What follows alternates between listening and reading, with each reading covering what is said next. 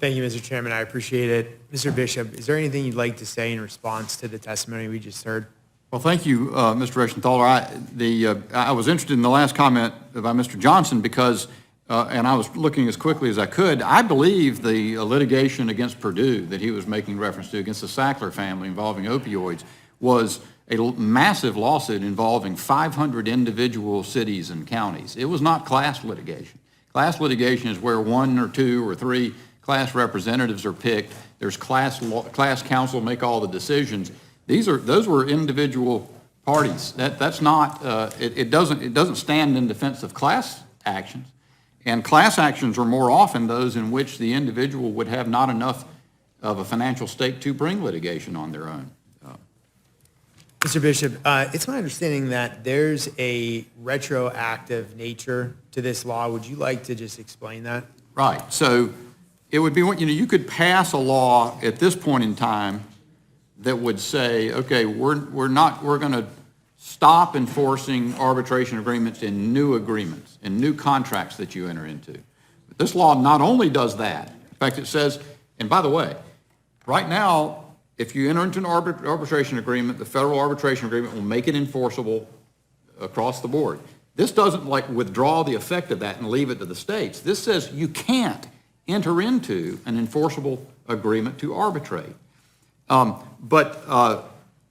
sorry, I lost track of your question in the middle of that. What was the? No, I was talking about the retroactive nature. Oh, of this. yeah. But so the worst part about this is that Americans have been entering into contracts for decades and years that include arbitration provisions, making them a part of the bargain, figuring out how to price services or good predicated on what the rules of the road are going to be. How much litigation cost are we going to bear?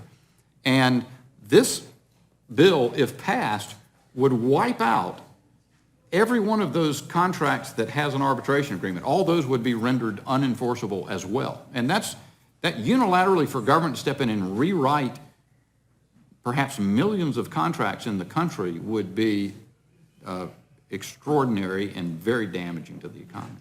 Right, and that's a legal view on this, but if we just look at the policy view on it, it would really, doing a retroactive bill would really lead to instability, unpredictability in the marketplace, which of course is bad for free markets, correct? Especially when you're right in the middle of terrible inflation, worst inflation in 40 years. This thing passes and has that impact on the economy, relationships that have already been set up. Already, that's going to force costs up more. Thanks, Mr. Bishop. I appreciate it. With that, I yield back to the chair. I just wanted to offer Mr. Bishop the opportunity to comment on anything or anything that you would have to add. You know, I think that bears emphasis, Ms. Fischbach, that if we've demonstrated here in this Congress that we can address a specific problem involving the use of arbitration. And if the problem is big companies, then it begs the question why the bill doesn't address big companies. Now, I think even then, it's easy to forget that the cost environment that you're in, either with respect to existing contracts or contracts going forward for cell phone service, for cable television service, for any number of consumer services,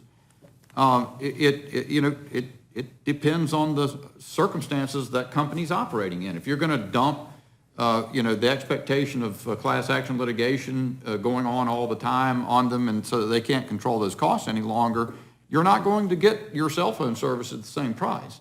And so and you take millions of Americans maybe don't ever have a conflict with their cell phone. They know the basic deal on their cell phone. Frankly, if they bought a cell phone and they finance it across the term, maybe 3 years or a year, 18 months or whatever the deal is, and if they decide to leave that early, do we relieve them of that cost because the bargaining power is different? Do you do that in the case of a cable television contract? Are they going to be, can you bind people to any agreement at all if there's a difference in bargaining power? All those things would have to be considered. But even so, if you decide you're going to take on the big guys, and I got no problem doing that. I never represented any of the big guys. It was always little businesses and people, often against Mr. Perlmutter's clients.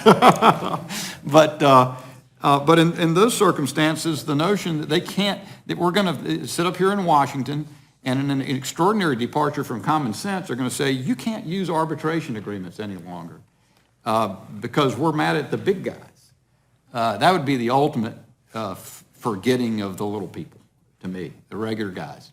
And I think those are the people we ought to keep in our minds. So I thank you. And Mr. Bishop, I appreciate that. I agree with you that those are the people we should keep in mind. And you know, just as you were talking, I just have one question.